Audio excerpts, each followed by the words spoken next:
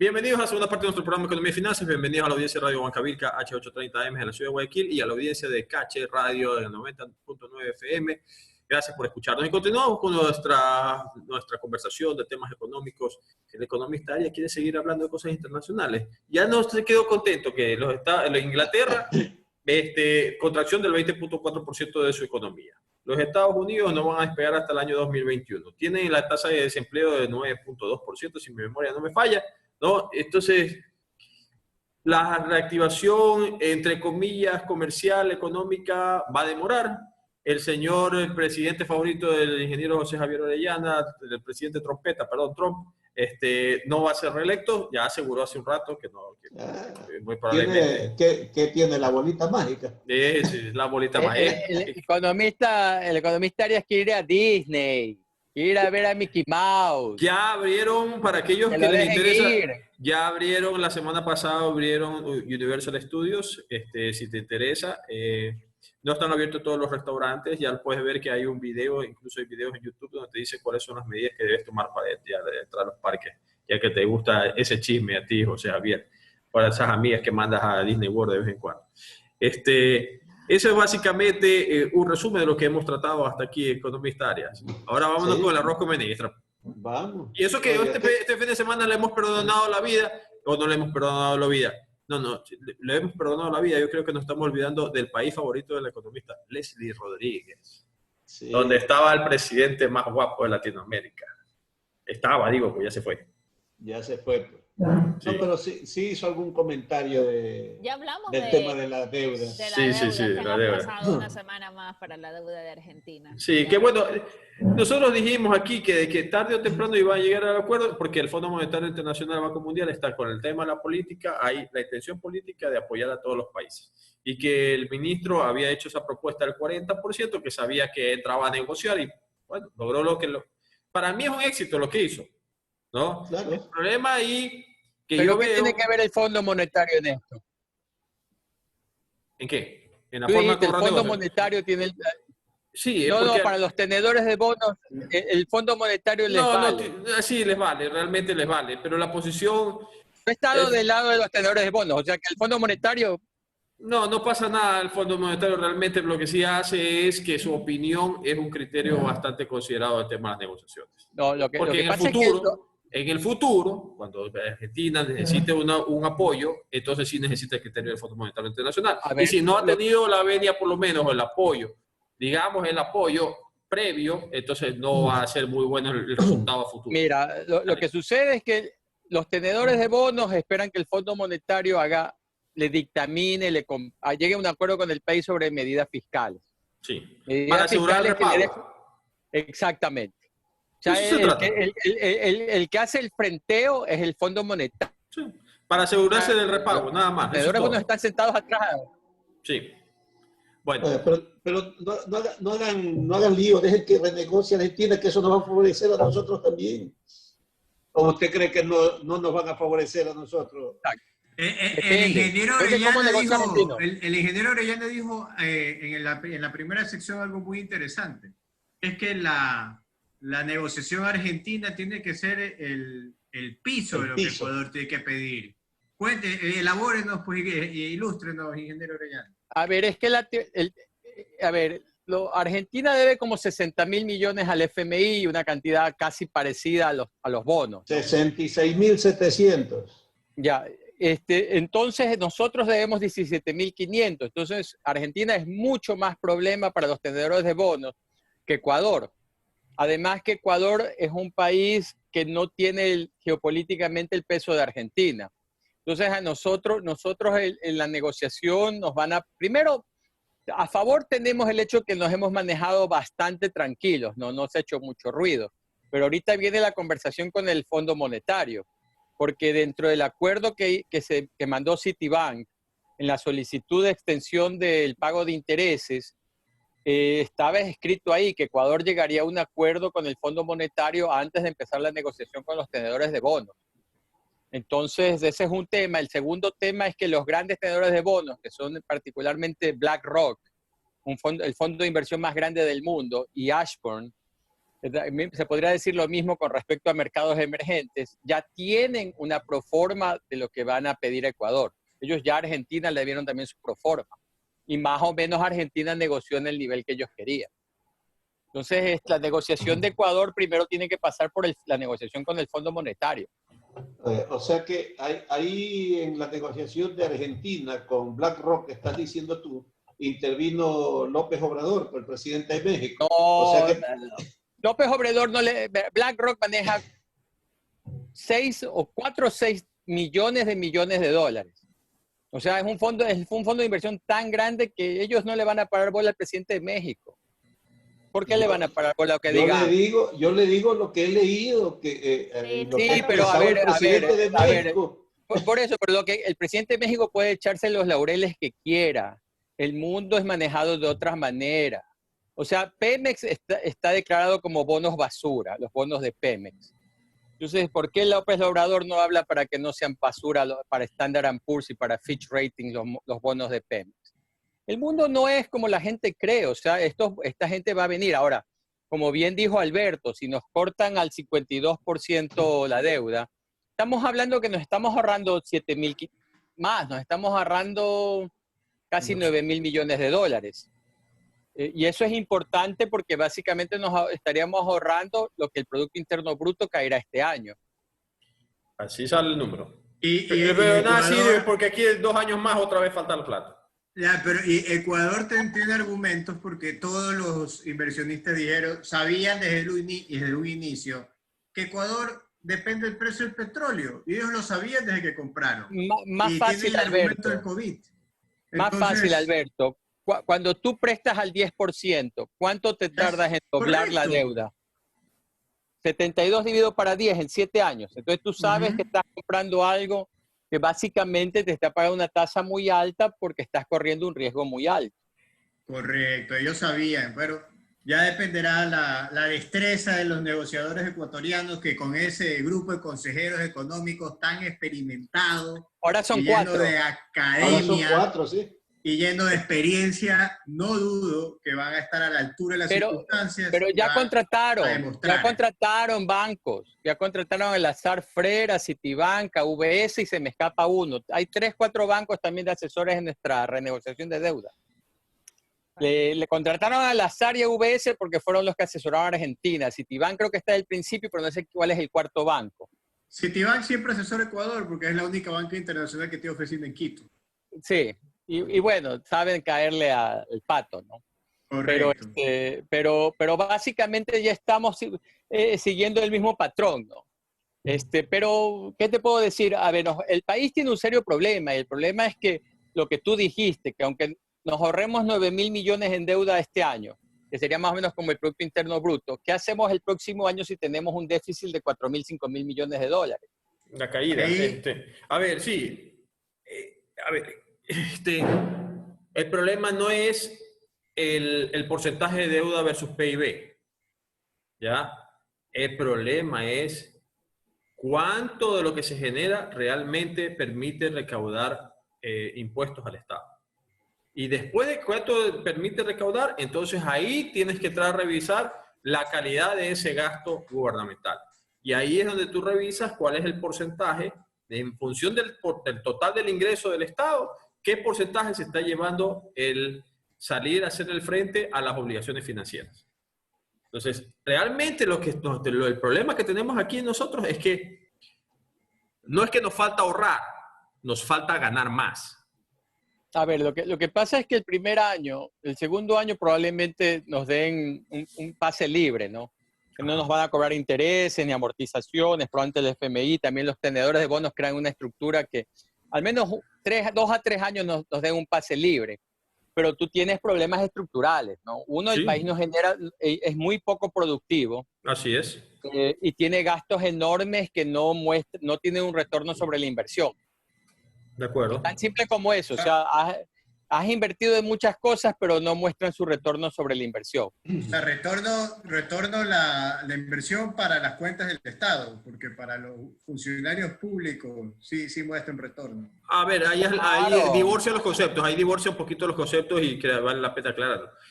No hay el retorno sobre la inversión desde el punto de vista del análisis económico, porque financiero, el Estado como financiero nunca lo va a tener, desde luego. Pero lo que tú no ves es, o sea, si tú consideras que invertiste en los últimos 13 años, invertiste 90.000 millones de dólares en infraestructura básica, ¿ya? Tú deberías decir, oye, pero si 90.000 millones en los 13 años y en los 13 años anteriores a eso, a duras penas se había invertido 20.000, es decir, triplicaste, cuadruplicaste la cantidad de inversión en infraestructura, la economía como un todo debería estar pues en esos porcentajes 4 o 5 veces más grandes. Y eso no pasó. ¿Ya? Y si no pasó, significa que efectivamente la tasa de retorno desde el punto de vista económico no es positiva, no es buena. Y ahí estoy un poco con el análisis, de acuerdo con el análisis de José Javier. No estamos siendo productivos y ahí eso cae en la categoría que les dije hace un momento. Lo que le falta a Ecuador es generar más ingresos. Porque por el lado del gasto gubernamental, de la operación del gasto, como lo dije la semana pasada, el nivel está ahí, en función de lo, tal y cual están los países Colombia, Perú, Chile. Está mucho más abajo de lo que está Estados Unidos. Pero aquí lo que nos está faltando es generar mucho más ingresos para poder absorber el Estado, como Estado pueda recaudar lo suficiente para que no pese tanto el servicio de la deuda y poder seguir cumpliendo con el gasto de inversión.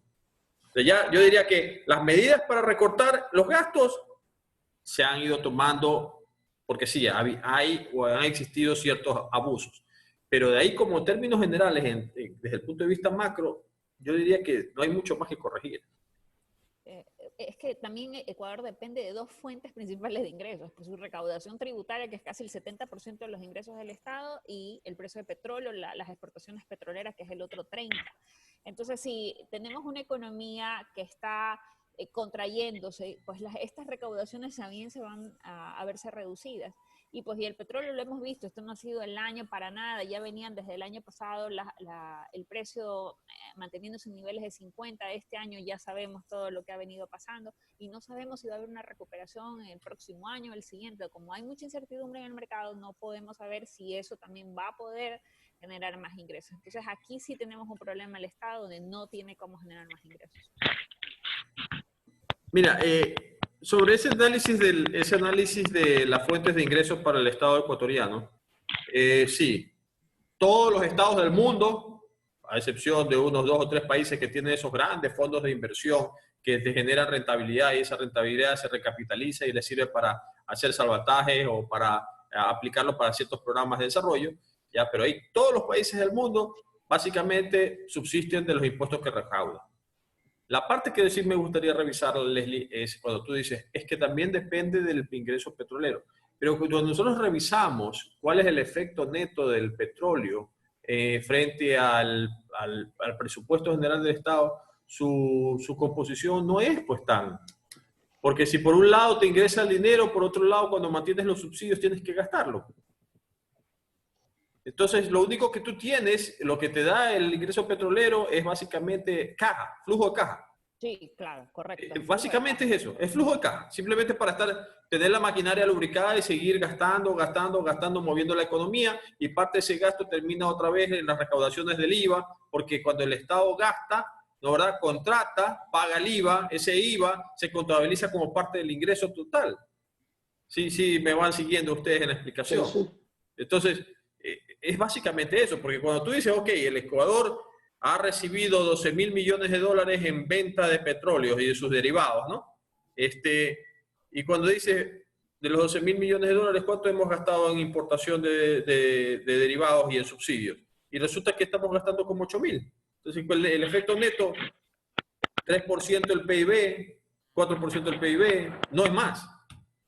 Ya, es que en realidad, desafortunadamente, Ecuador es muy deficitario en productos limpios, gasolina, diésel, gas, todo eso se importa, la mayoría.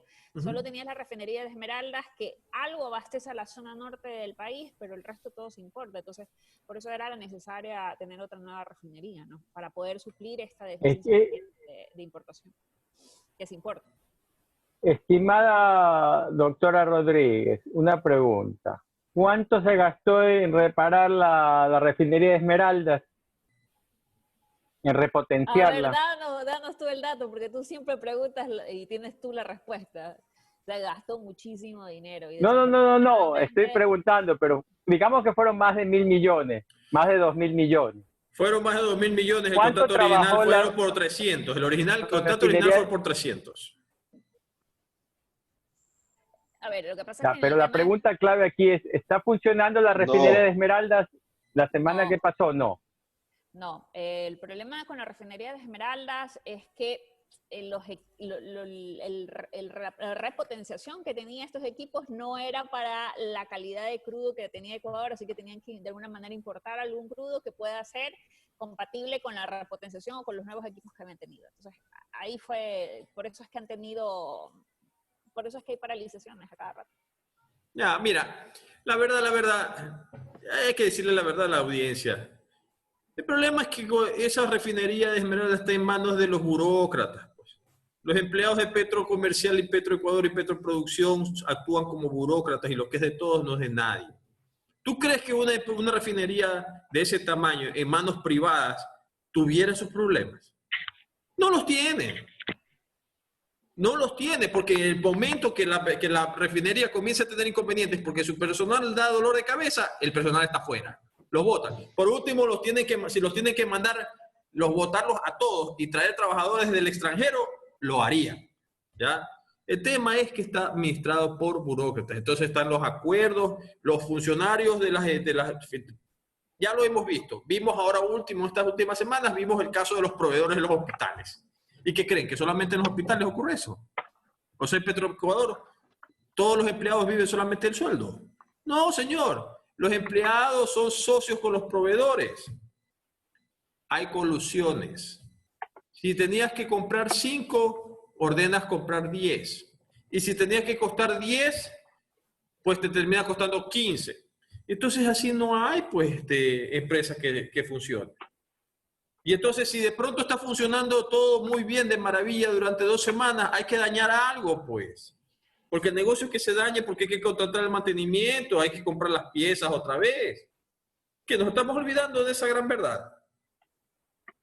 Pues de pronto parecía de pronto me pareció escuchar un par de personas de Quito, de la burocracia, que es todo el punto de vista teórico. Ay, es que costó 300 y terminaron gastando 2.600. Ahí hubo un robo. Bueno, sí, pero también es que mientras esté en manos públicas, vamos a tener ese problema permanentemente.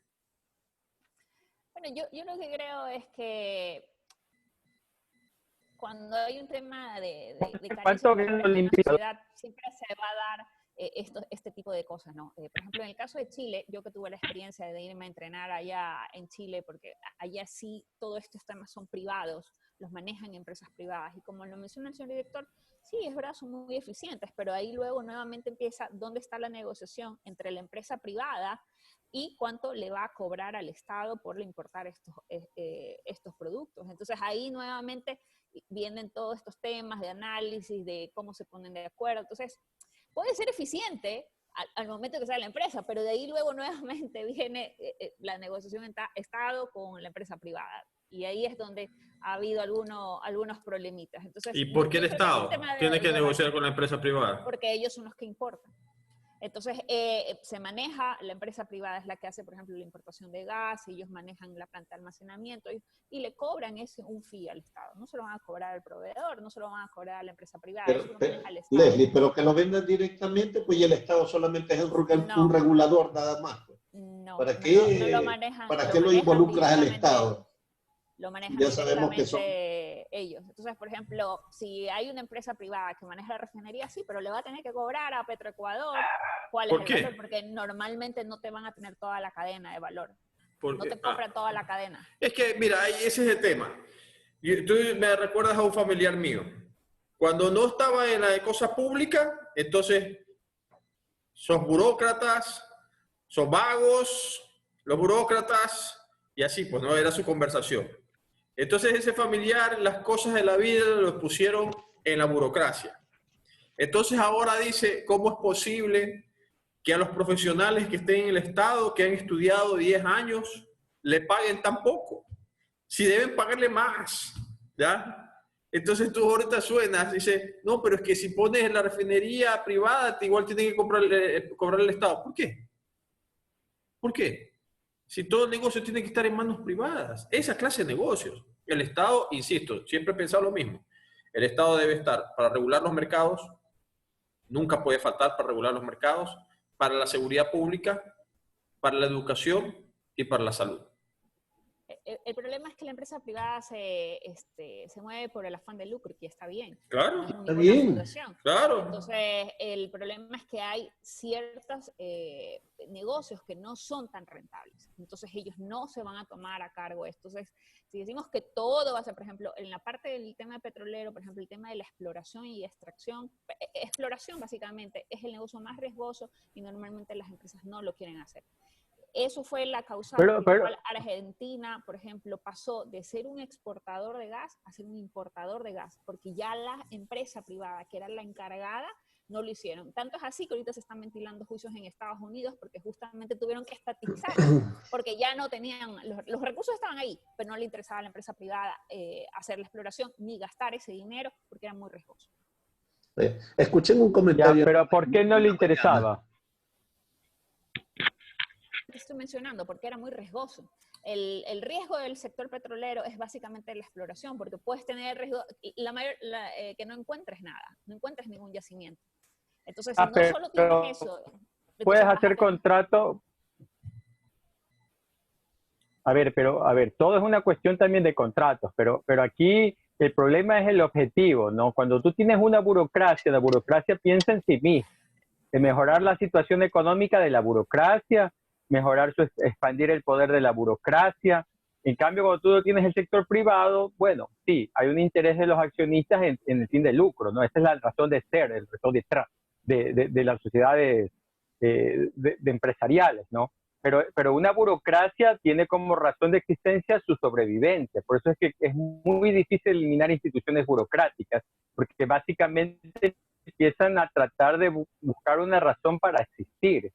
Un país dolarizado no necesita tener banco central totalmente. Hay funciones que probablemente puedan dividir, pero el Banco Central buscó cómo sobrevivir. Lo mismo, o sea, Petroecuador y Petroamazonas tienen el doble de personal que necesitan. Simplemente nadie le ha puesto el cascabel al gato. Cuando ahí, por ejemplo, no sé qué, o sea, yo solo menciono que no sé si es qué tan es más eficiente la empresa privada pública. Yo estoy de acuerdo que es más eficiente la empresa privada, pero ojo, no toda la empresa privada está interesada en todo el negocio del sector petrolero.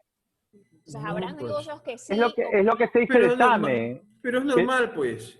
Obviamente, entonces, si tú me dices... interesado, va a estar muy seguramente el Estado. Entonces, ustedes mencionan, pero entonces, ¿por qué el Estado tiene que intervenir? Es que no en todo le interesa a la empresa privada. A ver, pero es que... El petróleo es un negocio global. Así es. Entonces, el petróleo es un negocio global, ¿ya? Y como cualquier empresario, porque los señores de la ex-BP o British Petroleum, que hoy en día, ¿cómo se llama ese? Exxon, creo. Bueno, BP. British Petroleum. Ok, los de la BP, los de la Aramco, los de todas estas compañías, buscan el lucro. Entonces, si te dices, oye, es que tú puedes entrar a explorar en la Amazonía ecuatoriana, ya dices, ¿y qué te voy a decir? No, dices que solamente tienes que mover todo por helicóptero. Después tienes que construir 10 carreteras. Después tienes que negociar con los indígenas que te van a demandar. Y encima tienes que respetar las leyes laborales ecuatorianas, que tienes que darle el 15% de la participación a los trabajadores. Y si los tienes más de un año, tienes que indemnizarlos pagándole la 12ª parte del ingreso anual. Dice, allá. ¿Y cuál es mi otra opción? No sé, pues te puedes ir a África también, allá al Medio Oriente, donde no tienes que cubrir con nada de eso. Y más bien, una vez que hayas descubierto... o a Guyana, o sea, cualquier lugar de estos, ¿no, verdad? O a Nigeria. Entonces tú como dueño de la empresa dices, ¿sabes qué? Déjalo a Ecuador tranquilito, déjame ir nomás para allá a Nigeria y seguir explotando por allá. O sea, A Colombia. O a ¿Por qué lo Colombia. mandas tan lejos? Eso te iba a decir, Sí, pues, Colombia. O sea, Colombia. esa es la realidad. Colombia, pues. Esa es la realidad. Vean. O sea, aquí no hay, nosotros los ecuatorianos no tenemos, no somos la perlita de oro. Ese es que es el problema que tenemos nosotros. Creemos que somos la perlita de oro. No somos la perlita de oro de nada. ¿Ya? No, al mundo no les interesa lo que pasa en Ecuador. Entonces lo que tiene que hacer es dejar que sea un mercado atractivo para la empresa privada, que por supuesto no estoy diciendo que sea libertinaje, ¿ya? Que sí necesitas que el Estado regule, que sí necesitas que el Estado cobre impuestos, que sí necesitas que el Estado deje las reglas bien claras para todos los participantes. Por supuesto que sí, pero las actividades deben ser privadas. Y si no es rentable producir en Ecuador, por todo esto que acabo yo de mencionar, pues entonces o nosotros modificamos esas normativas, que son excesivamente, o las modificamos nosotros, o simplemente dejamos de lucrar del petróleo, pues. Una de dos. Sí, pero no podemos seguir subsidiando. De leyes. Eso sería claro, que por supuesto que es un cambio de leyes, pero eso es pedirle a esa calada de respetables buenos para nada que tenemos en la Asamblea que se pongan a trabajar. Pero si el ingeniero Orellana acaba de decir que en Petroecuador tenemos más del doble de personal que es lo necesario. Ahí tenemos un costo. De José Javier, no sé, pues que nos diga cuál es la fuente para decir que es el doble. Porque ahí te van a decir, bueno, ¿y por qué? ¿Cómo así? ¿Cómo saben? Lo que necesitamos es una empresa privada que venga a hacer su trabajo. Deberían ser los costos más baratos. Aquí se supone que tenemos uno de los costos más caros para producir, para extraer el petróleo. No solo es petróleo, es todo. A ver, la pandemia lo único que ha hecho es lo que iba a pasar sucedió más rápido. Entonces Ecuador está enfrentándose a una triste realidad de, como dicen los gringos, los afroamericanos, ¿no? Que estamos en Black Lives Matter, get real. Ecuador vive de fantasía, entonces le toca ponerse a la realidad. Y la realidad es esto, ¿no? Es un país poco productivo, con costos caros, o sea, y el planeta Tierra, los inversionistas en el área de petróleo van a ir al país que le ofrece las mejores condiciones porque existe un exceso de proyectos, porque este año se redujeron los presupuestos de inversión de capital en proyectos petroleros casi por 2/3. Entonces el mundo del dinero que busca inversionistas buscar donde lo traten mejor, y no solo es petróleo. O sea, mira que hay más crecimiento de banano orgánico en Perú que en Ecuador. Aguacate. O sea, no es que Ecuador, 25.000 hectáreas han crecido el aguacate en Perú. Aquí nada. Entonces no es solamente el petróleo, son muchísimas industrias. Mira que Ecuador no tiene negocio de business process outsourcing, o sea, de call centers. Entonces, muchas empresas ecuatorianas contratan centros de llamadas. Vamos a tener que cortarlo a José Javier, que se nos está yendo José Javier, vamos a tener que cortarlo un ratito. Pero lo que dice José Javier es cierto, o sea, y ahí viene un tema, ¿no? Ustedes han escuchado, es que a los profesores ahora, como tienen que utilizar la energía eléctrica desde sus casas para enseñar a los niños, y como tienen que utilizar el internet, no es justo que eso salga de su dinero. Oye, de su sueldo. Y yo digo, oye, ¿y si tuvieras que irte a la escuela, no tuvieras que pagar el transporte? ¿Y no tuvieras que pagar la gasolina? ¿Y no tuvieras que pagar el lunch o el almuerzo allá afuera en la calle? Y la hora que te toma de ida y la hora que tomas de regreso, que nadie te paga el sueldo, no es costo. Entonces, ¿por qué te estás quejando que tienes que pagar esto si te estás ahorrando todo lo demás? Entonces, lo que quiero decir con ese ejemplo es que para lograr los niveles de productividad que se necesitan en el mundo competitivo, necesitas capacitación, capacitación y capacitación. Y con eso vámonos a la pausa y regresamos en un momento.